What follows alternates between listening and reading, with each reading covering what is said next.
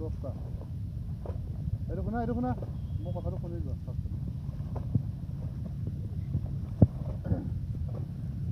পিকটো আজিকালি চিধা মাৰে এনেকৈ নহয় দেই বহলকৈ চিধা ঠেলিবা ইমলেণ্ড প্ৰয়োজন উঠা ক'ত হাত কৰিব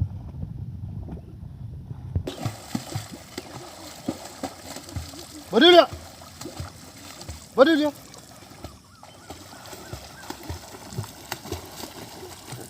লাইট কৰ এই ভাল আছে নে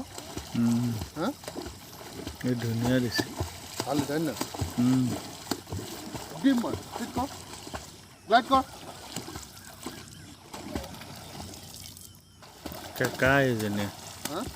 কাকনি মাৰে মাজে মাজে গো